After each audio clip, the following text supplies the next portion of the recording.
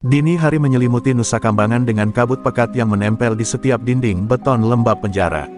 Angin laut berhembus pelan, membawa aroma asin dan suara ombak yang menghantam karang seperti dentuman drum neraka. Dalam kesunyian yang seharusnya tak terganggu, terdengar detak langkah sipir yang berpatroli, berirama teratur di lorong panjang bercahaya redup. Tak seorang pun menyadari, di balik dinding blok D, 4 sosok bayangan sedang menatap langit malam lewat celah jeruji, menunggu waktu yang sudah mereka rencanakan berbulan-bulan. Di sel sempit itu, Baron menatap jam buatan tangan dari potongan kaleng sarden dan jarum kawat. "Sudah waktunya," bisiknya pelan. Di sebelahnya, Cahyo menarik napas dalam, mencoba menenangkan diri. "Kalau gagal, kita semua mati," ucapnya dengan suara serak. Nugroho, yang dikenal dingin, hanya menjawab, "Lebih baik mati di laut daripada di kursi eksekusi." Sementara Bondan, si termuda, menelan ludah keras-keras, keringat dingin mengalir di pelipisnya. 4 orang ini bukan lagi manusia biasa, mereka adalah bayangan yang telah kehilangan harapan hidup, tapi belum kehilangan keberanian untuk melawan takdir. Di luar sel, malam begitu sunyi hingga suara tikus berlari terdengar jelas. Baron berdiri mendekati dinding kamar mandi, mengangkat pelat besi kecil yang menutupi saluran pembuangan air. Di sanalah lubang gelap itu menunggu, jalan menuju kebebasan sekaligus liang kubur mereka. Selama 2 minggu, mereka menggali diam-diam dengan sendok makan yang diasah tajam, mengganti tanah dengan pecahan sabun agar tak mencurigakan. Dan malam ini, rencana itu harus berjalan tanpa celah. "Sekali kita keluar, tak ada jalan kembali," ujar Baron sambil menatap ketiga rekannya satu persatu. Jarum jam buatan menunjuk pukul 0.15 waktu Indonesia Barat. Cahyo mengambil posisi pertama, tubuhnya kurus tapi lincah. Dengan hati-hati ia merangkak masuk ke lubang sempit yang hanya cukup untuk 1 orang. Dingin lumpur dan aroma busuk dari saluran air menusuk hidung, tapi ia terus merayap. Dari belakang, Bondan menggigit bibir, menahan rasa panik. "Cepat, sebelum patroli putar balik," desis Nugroho sambil menahan napas. Baron, yang paling akhir, menutup pelat besi kembali dan berbisik lirih, "Tuhan, kalau kau ada, biarkan kami lewat malam ini." Mereka merayap di bawah tanah sejauh belasan meter, melewati saluran air berlendir yang menghubungkan kamar mandi dengan parit belakang dapur lapas. Suara air menetes terdengar seperti detik waktu yang menuju maut. Ketika kepala Cahyo akhirnya keluar dari ujung saluran, udara laut yang lembab menyapa wajahnya. Di depan mereka, pagar kawat berduri menjulang, dengan 1 titik pengawasan CCTV yang buta arah. Mereka menunggu giliran kilat menyambar langit, tanda mereka bisa bergerak tanpa bayangan terlihat kamera. "Sekarang," teriak Baron pelan, satu demi satu mereka melompat melewati parit, menuruni bukit kecil menuju garis pantai belakang lapas. Ombak hitam menggelegar, memantulkan cahaya bulan pucat. Mereka tak membawa apapun kecuali baju tahanan yang telah mereka robek agar tampak seperti pakaian warga. Di tangan Baron tergenggam 2 botol air kosong yang diikat tali rafia, pelampung buatan yang mungkin tak mampu menahan hidup mereka lama. Cahyo menatap laut yang bergemuruh dan berbisik, "Kita benar-benar gila." Baron menatapnya balik dengan senyum getir, "Semua orang gila kalau hidupnya tinggal menunggu mati." Sementara mereka bersiap di tepi laut, di dalam penjara, seorang sipir bernama Samsul tiba-tiba merasa ada yang aneh. Lampu lorong blok D berkedip 2 kali, sesuatu yang tak biasa. Ia berjalan ke arah blok itu dengan senter di tangan, langkahnya pelan tapi pasti. Detik berikutnya, matanya membelalak ketika melihat lantai kamar mandi sel nomor 12 sedikit terangkat. "Astaga!" teriaknya spontan. Sirene darurat meraung memecah keheningan, menjerit panjang menembus kabut malam. Di luar sana, Baron menoleh ke arah sumber suara. Sirene penjara menggema keras, tanda dunia mereka sudah sadar akan kehilangan 4 iblisnya. "Sudah tak ada waktu," teriak Nugroho. Keempatnya serempak melangkah ke laut, menantang arus hitam Nusa Kambangan. Ombak menghantam keras, tapi mereka tak berhenti. Dalam hitungan detik, tubuh mereka lenyap ditelan gelombang dan kegelapan. Hanya jejak kaki basah di pasir yang tersisa saksi bisu dari awal pelarian paling gila dalam sejarah Nusa Kambangan. Ombak Nusa Kambangan malam itu bagai lidah neraka yang ingin menelan siapapun yang berani menantangnya. 4 bayangan manusia berjuang di tengah kegelapan, tubuh mereka dihantam arus kuat, dan angin laut yang memotong kulit seperti pisau. Baron berenang paling depan, matanya tajam menembus gulita, Sementara Cahyo tertinggal beberapa meter di belakang, suaranya teredam oleh teriakan ombak. "Baron, aku tak kuat," serunya, tapi suara itu tenggelam.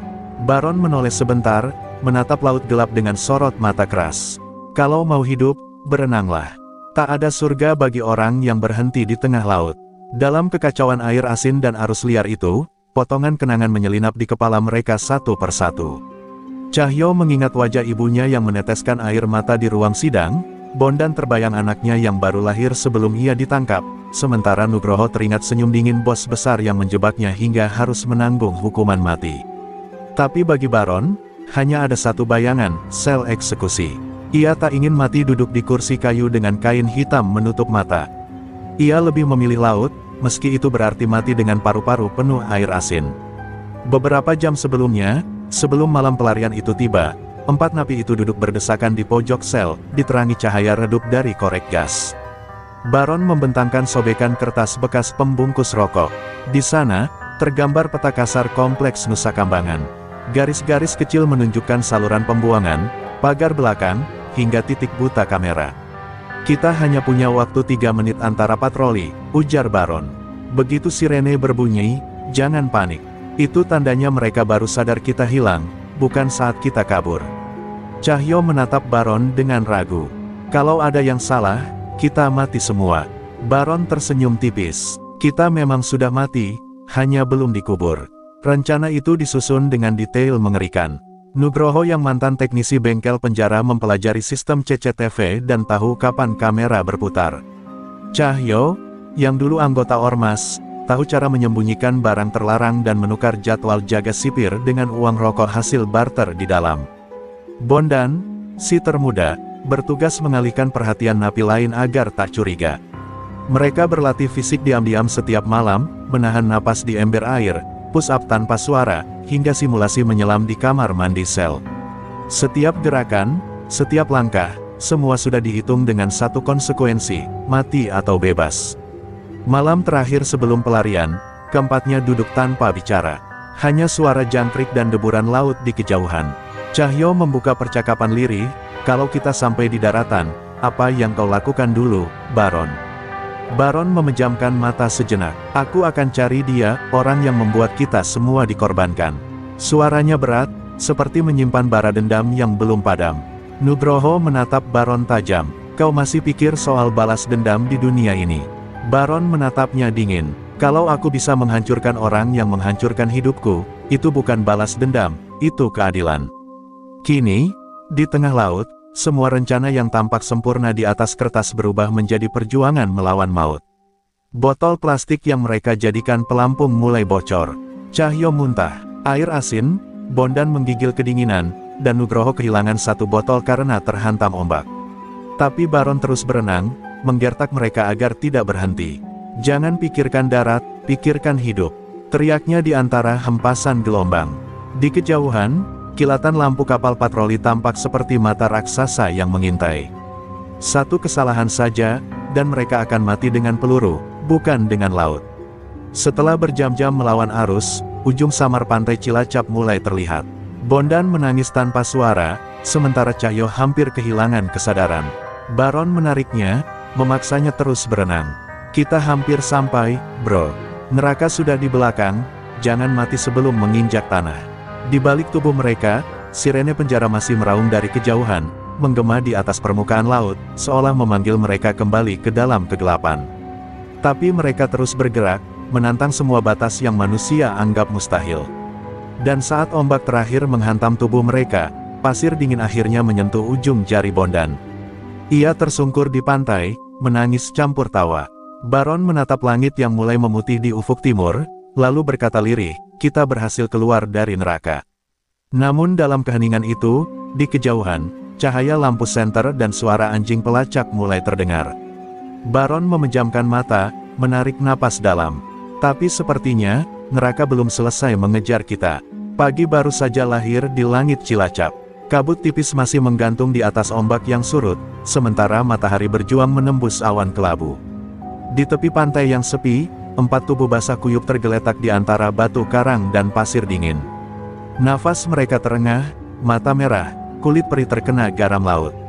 Baron membuka matanya perlahan, memandang langit jingga yang ia impikan selama bertahun-tahun di balik jeruji. Ini bukan mimpi, gumamnya serak. Tapi sebelum sempat menikmati udara bebas itu, suara anjing pelacak menggema di kejauhan, menembus kabut. Cahyo segera tersentak. Mereka sudah di sini. Tanpa pikir panjang, Baron bangkit dan menyeret Bondan yang masih lemas. "Bangun, kita belum bebas, kita baru kabur," teriaknya. Nugroho menatap sekeliling, menemukan jalur setapak kecil di antara semak belukar di ujung pantai. "Lewat sini, ini menuju tambak warga." Mereka berlari terpincang-pincang, meninggalkan jejak kaki di pasir basah. Cahyo sempat menoleh sekali ke arah laut, melihat kapal patroli polisi mulai mendekat dengan lampu sorot yang menyapu garis pantai. Wajahnya pucat, tapi ia tahu tak ada waktu untuk gentar. Di belakang, sirene penjara masih terdengar samar, seolah suara arwah Nusa Kambangan yang menuntut mereka kembali. Beberapa ratus meter dari pantai, mereka tiba di sebuah tambak kosong dengan gubuk reyot di tepinya. Nafas tersengal, tubuh penuh lumpur, mereka berlindung di balik tumpukan jaring ikan yang berbau busuk. Bondan menangis tertahan, menggigil karena tubuhnya kejang akibat dingin. Baron mendekat, menepuk pipinya keras. "Lihat aku, Don. Kita sudah sejauh ini, jangan mati sekarang." Bondan mengangguk lemah. Nugroho membuka baju tahanannya, memotong bagian bawahnya dengan pecahan kaca, menjadikannya kain lap untuk mengeringkan tubuh Bondan. "Kita perlu pakaian baru, kalau tidak mereka akan tahu siapa kita," ucapnya pelan tapi tegas. Sementara itu, di menara penjaga lapas Nusa Kambangan, suasana berubah menjadi neraka sesungguhnya. Kepala lapas berdiri di depan layar CCTV, wajahnya pucat pasi. 4 titik merah yang menandai posisi napi Blok D kini kosong. "Mereka benar-benar kabur," gumamnya getir. Polisi militer, Brimob, dan unit laut dikerahkan serentak. Kapal patroli sudah berputar di perairan Cilacap, dan helikopter dari Polda Jateng mulai menyisir udara. "Jangan biarkan mereka sampai ke daratan," teriak seorang perwira. Tapi mereka tak tahu, keempat bayangan itu sudah lebih dulu menjejak tanah Jawa.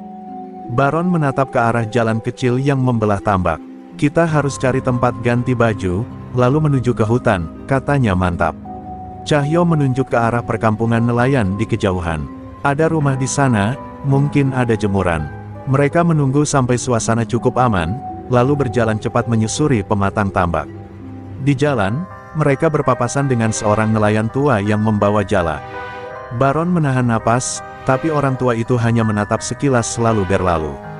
"Kita tak bisa terus sembunyi," ucap Cahyo. "Mereka pasti tahu kita menuju ke sini." Baron hanya menjawab lirih, "Justru itu, biarkan mereka pikir kita ke sini, kita akan ke arah sebaliknya." Saat malam tiba, mereka sudah berganti pakaian seadanya yang mereka curi dari jemuran di rumah kosong.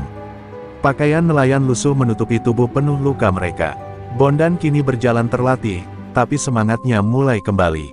Nugroho membawa sisa makanan dari dapur rumah itu, nasi dingin dan ikan asin, yang terasa seperti jamuan surga setelah malam panjang di laut.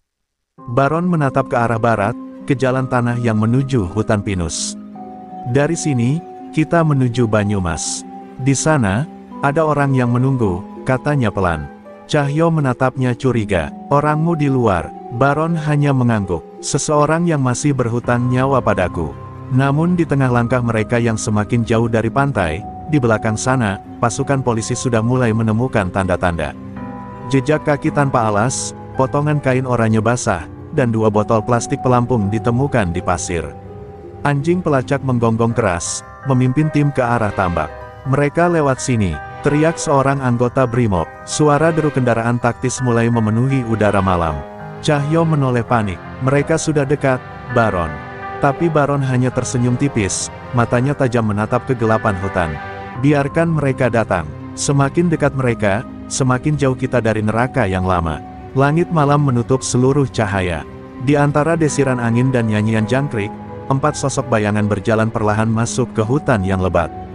Di belakang mereka, sirene, gonggongan anjing, dan teriakan aparat menjadi musik latar dari sebuah kisah pelarian paling berani dalam sejarah Nusa Kambangan. Baron menatap ke depan, langkahnya mantap. "Kita bukan lagi tahanan," katanya pelan, "kita adalah hantu yang keluar dari kubur." Dan malam itu, untuk pertama kalinya setelah bertahun-tahun, mereka benar-benar merasa hidup di atas tanah yang mungkin akan segera menelan mereka kembali. Udara malam di hutan pinus terasa lebih dingin dari laut. Embun menetes dari ujung daun, jatuh perlahan ke tanah basah yang berbau getah dan lumut. Cahyo berjalan paling depan dengan langkah hati-hati, matanya menyisir setiap bayangan di antara batang pohon tinggi. Di belakangnya, Baron membawa Bondan yang mulai melemah lagi.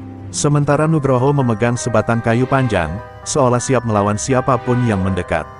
Hutan itu sunyi, tapi bukan keheningan yang menenangkan, melainkan keheningan yang menyimpan ribuan mata mengintai dari kegelapan. Mereka terus berjalan hingga menemukan sebuah gubuk kayu tua di tengah hutan.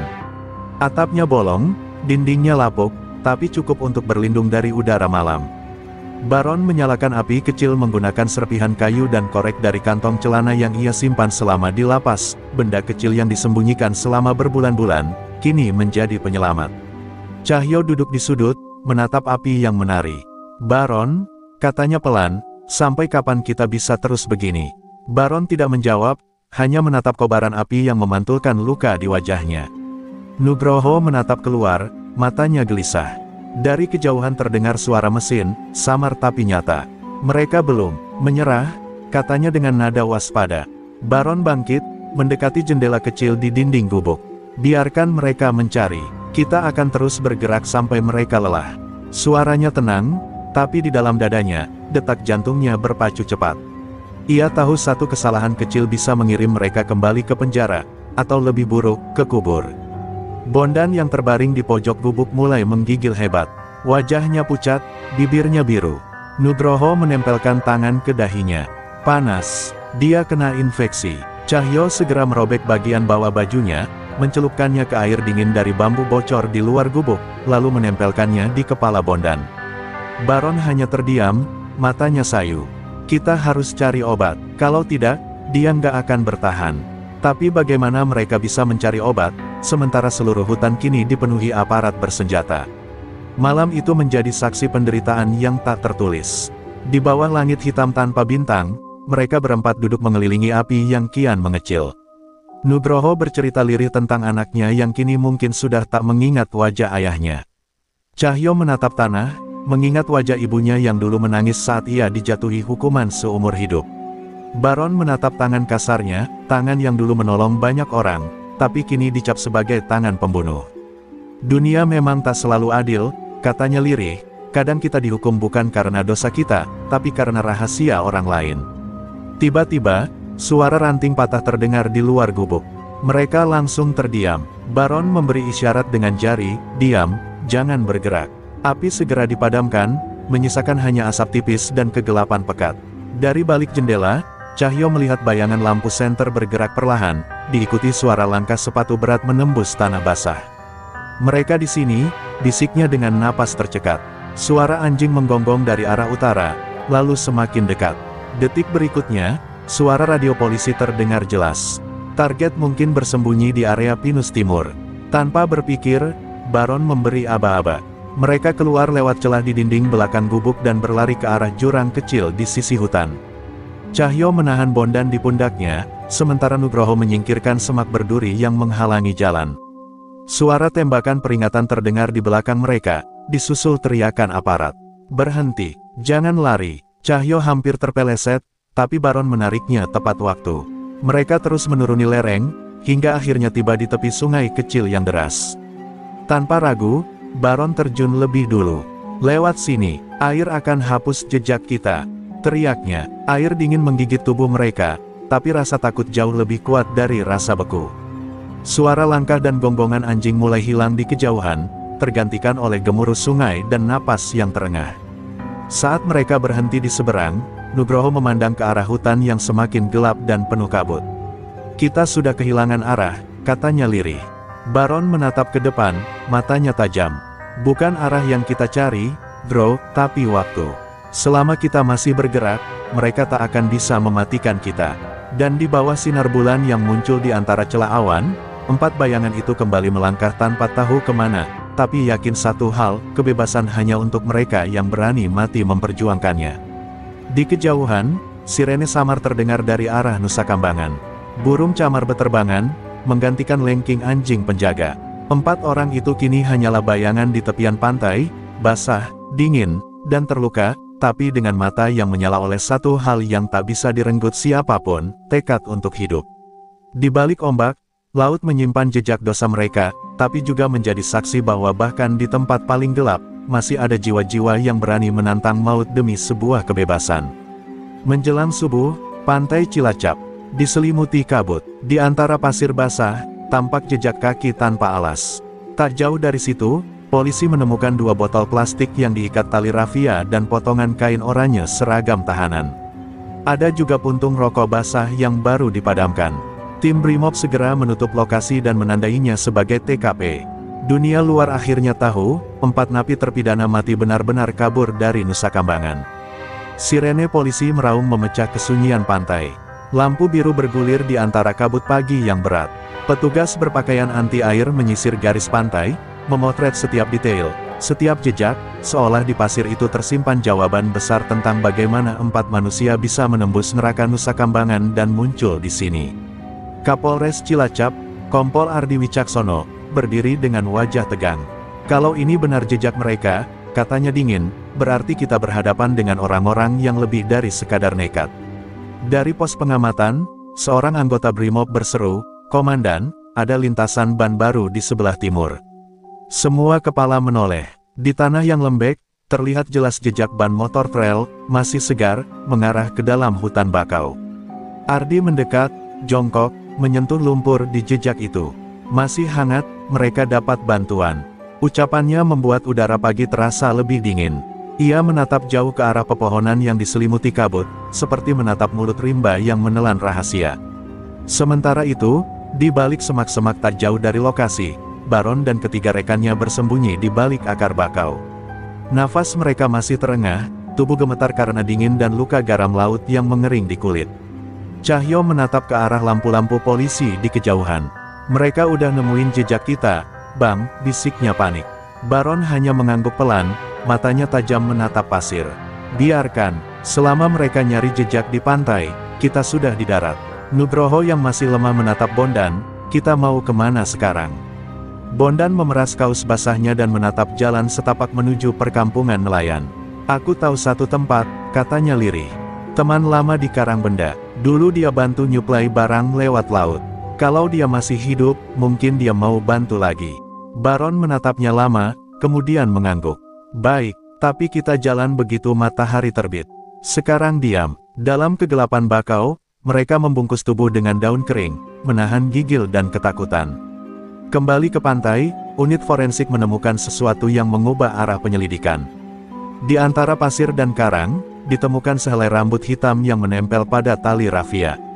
Analisis cepat menunjukkan bekas air asin bercampur dengan minyak rambut, tanda bahwa seseorang sudah mempersiapkan diri sebelum masuk laut.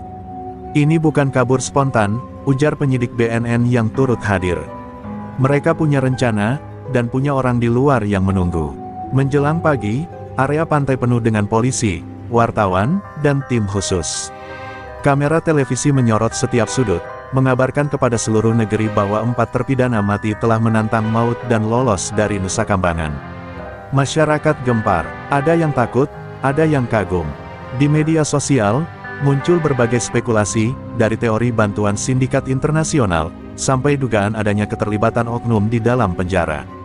Tapi bagi aparat, ini bukan sekadar berita. Ini aib besar. Sementara matahari mulai naik, 4 buronan itu mulai bergerak meninggalkan pantai. Mereka berjalan pelan menyusuri ladang ilalang, meninggalkan jejak kaki terakhir di pasir basah yang sebentar lagi akan dihapus oleh ombak. Di belakang mereka, sirene dan drone berputar mencari. Tapi laut dan kabut Cilacap menelan semuanya, menyembunyikan mereka untuk sementara. Mereka tak tahu, bahwa mulai hari itu, setiap langkah yang mereka ambil akan meninggalkan jejak baru, bukan hanya di tanah, tapi juga di hati mereka sendiri, jejak yang kelak akan membawa mereka kembali pada dosa yang belum selesai ditebus. Pagi itu, berita pelarian menyebar ke seluruh Indonesia. Polda Jawa Tengah, Brimob, BNN, dan unit laut dikerahkan. Drone, anjing pelacak, dan kapal patroli menyisir pantai Cilacap. Polisi menemukan bekas lintasan ban motor di dekat semak belukar, tanda ada yang menjemput mereka. Baron dan kawan-kawan kini resmi berstatus DPO nasional. Perburuan terbesar dalam sejarah penjara Indonesia pun dimulai. Di ruang komando Polres Cilacap, suasana mencekam. Peta besar tergantung di dinding, ditandai pin merah yang menunjukkan kemungkinan jalur pelarian. Kompol Ardi Wicaksono berdiri di depan layar besar, menunjuk area hutan bakau dan jalur pesisir. Mereka nggak mungkin jauh, katanya dingin. Kalau ada yang bantu, berarti jaringan masih aktif. Fokus di jalur darat Karangbenda sampai Gombol Harjo. Di situ kita pasang perangkap. Suaranya tajam, mencerminkan beban tanggung jawab besar. 4 terpidana mati telah mempermalukan sistem yang seharusnya tak bisa ditembus. Sementara itu, di hutan pinggiran Karangbenda, Baron dan rekan-rekannya merayap pelan di antara pepohonan bakau yang rimbun. Napas mereka berat, tubuh masih lemah karena berenang semalaman. Cahyo memegangi perutnya yang terluka terkena batu karang. "Bang, darahnya keluar lagi," bisiknya. Baron menatapnya dengan tatapan kosong, lalu merobek bagian bajunya untuk menekan luka itu. "Tahan, kita belum aman." Di kejauhan, mereka bisa mendengar dengungan samar, suara drone patroli yang melintas di atas pepohonan. Bondan menunduk, berbisik cepat, "Kita nggak bisa terus di sini, Bang. Kalau drone lihat kita, habis sudah." Nugroho mengangguk lemah, lalu menunjuk jalan kecil di antara pohon kelapa. "Aku tahu tempat itu. Ada gubuk tua nelayan, biasanya kosong." Baron berpikir cepat, lalu memberi aba-aba tangan. Mereka bergerak diam-diam, meninggalkan jejak samar di tanah becek, jejak yang mungkin akan menentukan hidup dan mati mereka. Di sisi lain, unit anjing pelacak K9 milik Brimob tiba di lokasi pantai. Seekor Belgian Malinois bernama Rex menggonggong keras, mencium arah hutan. "Dia dapat bau manusia," teriak handlernya. Tim segera bergerak, senjata disiapkan. Ranting-ranting patah, dedaunan bergetar. Di udara, aroma lumpur dan keringat bercampur tegang. Kompol Ardi mengikuti dari belakang, headsetnya menyala. "Tim 2, siaga di sisi utara. Jangan sampai mereka lolos ke pemukiman." Sementara pasukan menyisir hutan, di dalam gubuk reyot di tepi rawa, Baron dan kelompoknya beristirahat. Cahyo menggigil, wajahnya pucat pasi. Bondan membuka kaleng sarden yang ia temukan di lantai, lalu membaginya tanpa bicara.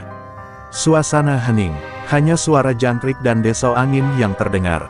"Dunia di luar pasti heboh," gumam Nugroho lirih. Baron menatap keluar jendela, melihat langit yang mulai cerah.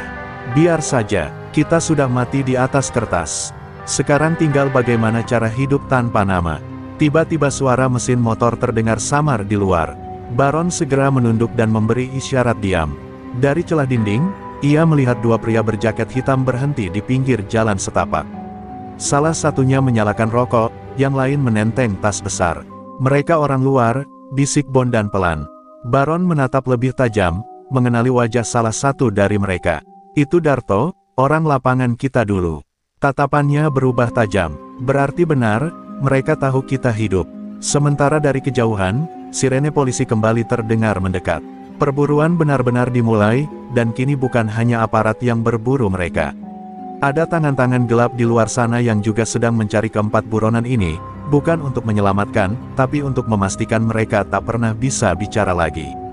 Tim Brimob menemukan jejak darah di hutan bakau desa Gombol Harjo. Dugaan mengarah pada Nugroho yang terluka akibat pusaran laut. Tapi tak jauh dari sana, warga melapor mendengar suara mesin motor tanpa lampu di tengah malam. Polisi segera menutup 3 desa, Karangbenda, Lengkong, dan Gombol Harjo. Sementara di sisi lain, Baron dan Bondan bersembunyi di gudang nelayan tua sambil merencanakan langkah berikutnya, kabur ke Banyumas lewat jalur darat. Udara di gudang itu pengap dan amis, dipenuhi bau ikan asin dan solar. Baron duduk di lantai, memperhatikan luka di lengan Bondan yang mulai bernanah. "Kita harus keluar malam ini," ujarnya pelan tapi tegas. Bondan hanya mengangguk lemah, matanya sembab. "Kalau kita lewat darat, pasti ketemu pos penjagaan." Baron menatap lurus ke depan, wajahnya keras. Lebih baik mati di jalan daripada ditangkap hidup-hidup. Di luar, cahaya lampu senter menembus kabut. 2 perahu nelayan melintas pelan di sungai kecil, salah satunya membawa aparat bersenjata lengkap. Mereka berbicara lewat radio, suaranya sayup terdengar.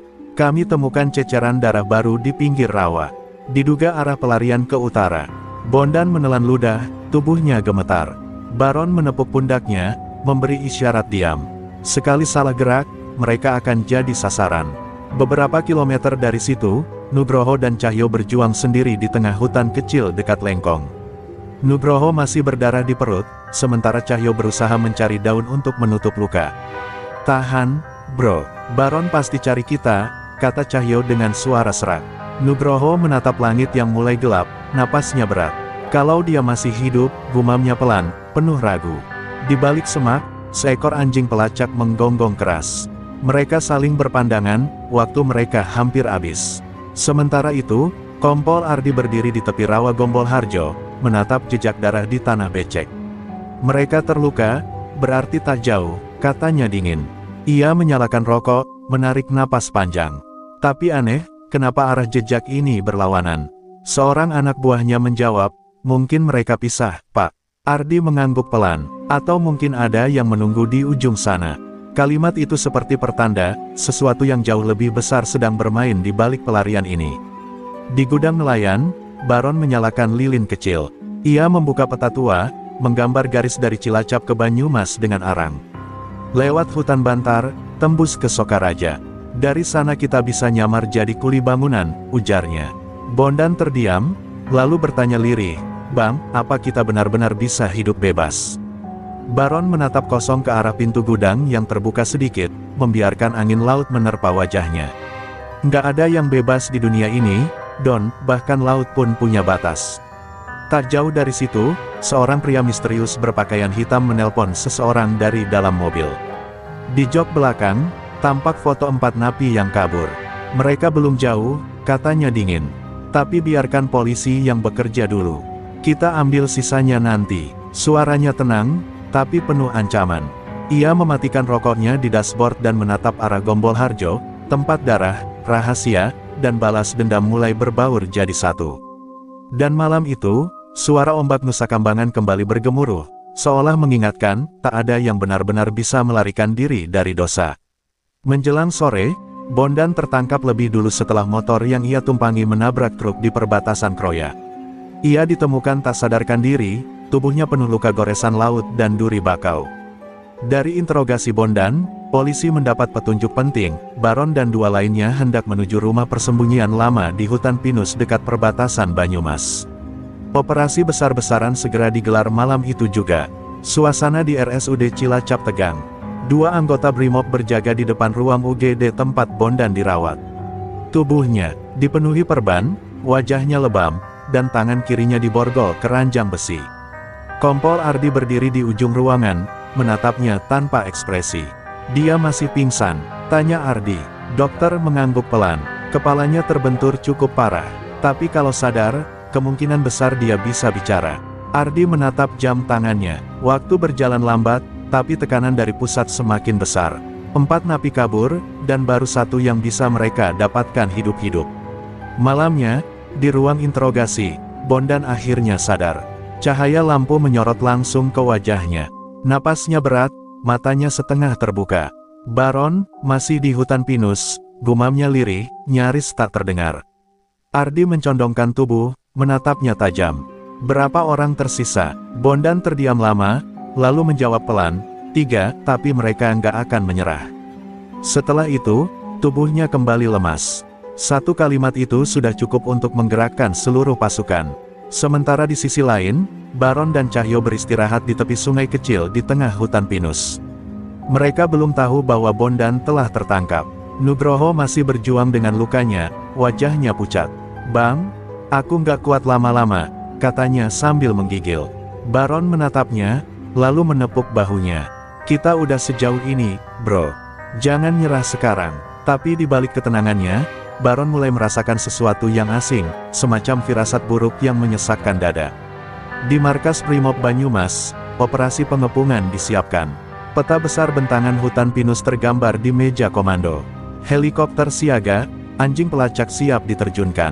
Mereka terjebak di area segitiga pinus, radius 2 km, kata Ardi sambil mengenakan rompi anti peluru.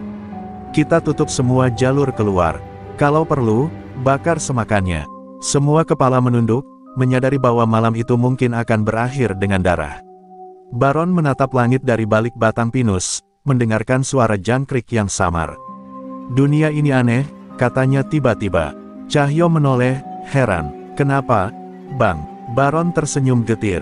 Kita kabur dari neraka, tapi malah dikejar neraka lain. Cahyo terdiam, lalu menatap Nugroho yang mulai tak sadarkan diri. Mungkin, ini balasan, Bang. Baron tak menjawab. Ia hanya menatap jauh ke kegelapan, arah Kroya, seolah bisa merasakan sesuatu yang hilang di sana. Tengah malam, suara helikopter terdengar di atas hutan. Lampu sorot menembus gelap, menerangi pepohonan pinus yang bergetar tertiup angin. Cahyo terlonjak kaget. Bang, mereka nemuin kita, teriaknya. Baron menggertak giginya. Jangan panik, kita masih punya jalur ke barat. Tapi sebelum mereka bergerak, suara anjing menggonggong keras di kejauhan, diikuti letusan senjata peringatan. Perburuan benar-benar telah sampai di ujungnya. Dan di RSUD Cilacap, Bondan yang separuh sadar meneteskan air mata, berbisik pelan pada dirinya sendiri, "Maaf, Bang, aku nggak sempat bilang, mereka udah tahu tempatnya." Kata-kata itu tenggelam bersama suara sirene yang menggema dari arah Banyumas malam ketika perburuan Nusa Kambangan berubah menjadi pengepungan terakhir. Baron, Cahyo, dan Nugroho berlari di tengah gelapnya hutan pinus. Nafas mereka tersengal, tubuh penuh luka, kaki menjejak tanah becek bercampur darah. Di belakang mereka, sorotan lampu senter menembus pepohonan dan suara gonggongan anjing pelacak semakin mendekat. "Cepat, jangan berhenti," teriak Baron, mendorong Cahyo yang sudah mulai limbung. Tapi langkah Cahyo terseret, lututnya tak lagi kuat menahan beban. Ia jatuh tersungkur, sementara suara peluru mulai berdesing di udara. Dentuman pertama terdengar. Cahyo menoleh sebentar ke arah Baron dan tersenyum lemah. "Kayaknya, sampai sini aja, Bang," katanya lirih. Sebelum Baron sempat menariknya, peluru menghantam dadanya. Tubuh Cahyo terhempas di antara akar pinus, darahnya membasahi tanah. Yang dingin, Baron terpaku sesaat, matanya merah menahan amarah, tapi Nugroho menarik lengannya paksa. "Bang, jangan lihat ke belakang, kita harus hidup," teriaknya. Mereka kembali berlari, menembus kegelapan yang kini berubah jadi neraka di antara pepohonan. Hujan rintik mulai turun, membuat tanah licin dan kabut semakin tebal. Baron dan Nugroho menuruni lereng curam, tapi Nugroho terjatuh, tubuhnya menghantam batu besar. Ia berteriak kesakitan, darah segar mengalir dari perutnya. "Tinggalin aku, Bang," katanya lirih. Baron berjongkok, memeluknya sebentar. "Nggak ada yang ditinggal, bro. Kita mulai sama-sama, selesai pun sama-sama." Nugroho tersenyum samar, lalu matanya menutup perlahan. Baron menatap langit gelap yang hanya diterangi kilat, seolah langit pun menolak memberikan cahaya bagi para pendosa.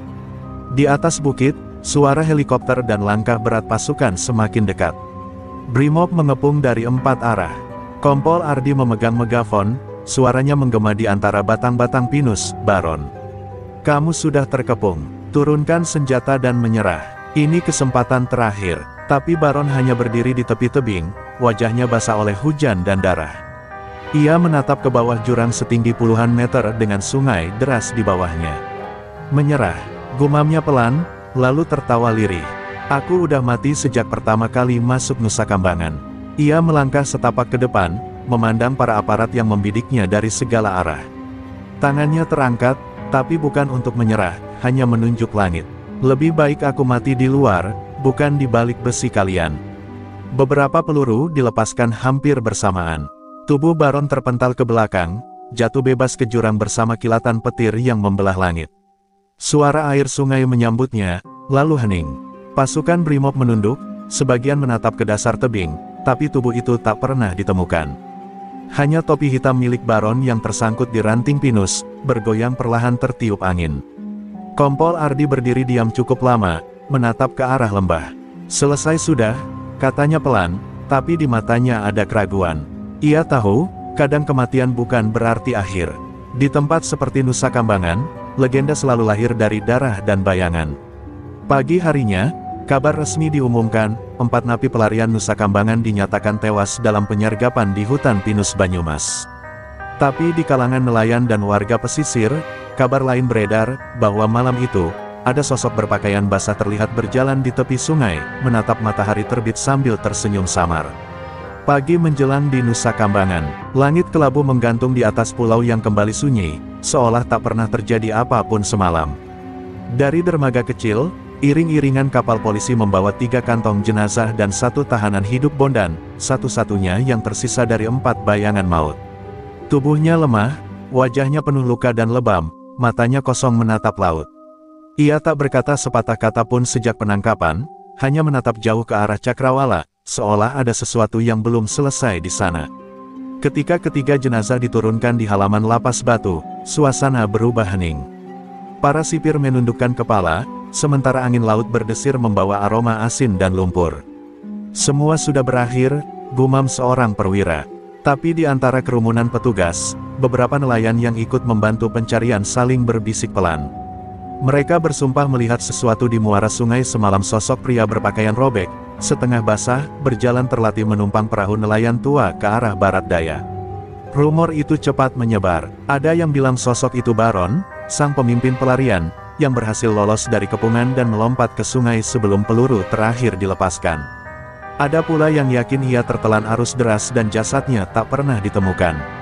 Tapi, bagi sebagian warga Cilacap, malam itu bukan sekadar akhir, melainkan awal dari kisah yang tak akan pernah padam. Beberapa hari kemudian, seorang nelayan bernama Parman mengaku melihat perahu kecil berlayar sendirian di tengah kabut subuh. Di dalamnya ada sosok laki-laki dengan luka di bahu, menatap ke arah Nusa Kambangan. Ketika Parman mencoba mendekat, sosok itu menghilang begitu saja lenyap di balik kabut laut selatan yang pekat. Cerita itu dianggap omong kosong oleh polisi, tapi sejak saat itu, tak satu pun nelayan berani melaut pada malam hari di sekitar muara sungai. Di Nusa Kambangan sendiri, sel tempat Baron dulu dikurung tetap dikosongkan. Tak ada napi lain yang berani menempati sel itu. Setiap malam, beberapa sipir mengaku mendengar suara ketukan dari dalam kamar mandi 3 kali pelan, lalu hening. Seorang penjaga bahkan bersumpah melihat bayangan basah berjalan di lorong koridor, menatapnya tanpa wajah. Seperti seseorang yang belum selesai dengan dunia, katanya dengan suara bergetar. Bondan, yang kini kembali ke sel isolasi, sering terbangun di malam hari. Dalam diam, ia menatap tembok lembab di depannya dan berbisik, "Kau masih di luar sana, kan, Bang?" Hanya suara ombak yang menjawab. Namun entah mengapa, setiap kali angin laut bertiup, terdengar samar-samar tawa rendah di kejauhan, tawa yang ia kenal betul, milik Baron. Pihak kepolisian akhirnya menutup kasus ini dengan kesimpulan resmi, 3 napi tewas dalam penyergapan, 1 tertangkap hidup, 1 lainnya dinyatakan hilang dan diduga meninggal. Tapi tidak semua percaya. Di Cilacap, legenda itu tetap hidup, kisah 4 napi terpidana mati yang menantang lautan, menentang maut, dan meninggalkan bayangan mereka di setiap deburan ombak. Hingga kini, para nelayan masih menatap laut selatan dengan waspada setiap kali malam turun. Sebab konon, di antara kabut dan ombak yang bergulung, kadang terlihat bayangan hitam berdiri di atas batu karang, menatap ke arah Nusa Kambangan. Banyak yang bilang itu hanya imajinasi. Tapi bagi mereka yang pernah melihatnya, satu hal pasti, Baron belum benar-benar mati. Ia hanya menunggu, di antara gelombang, di antara dosa, di antara bayangan yang tak pernah padam. Terima kasih telah menonton dan menemani perjalanan kisah kami di channel Pelayan Surga. Setiap like, komentar, dan dukungan dari kalian adalah cahaya yang menyemangati kami untuk terus berkarya. Semoga kebaikan, keberanian, dan kebijaksanaan selalu menyertai langkah kalian setiap hari. Jangan lupa terus dukung channel Pelayan Surga dengan like, komentar, dan subscribe, agar kita bisa terus menghadirkan cerita inspiratif, penuh aksi, dan pelajaran hidup yang berharga. Semoga setiap kisah yang kami bagikan membawa manfaat, motivasi, dan kebahagiaan bagi kalian semua. Doa terbaik kami untuk kalian, semoga Allah Subhanahu wa Ta'ala senantiasa melindungi, memberkahi, dan menuntun setiap langkah kalian menuju kebahagiaan, keselamatan, dan kesuksesan. Tetaplah berani, tetaplah beriman, dan terus sebarkan kebaikan dimanapun kalian berada.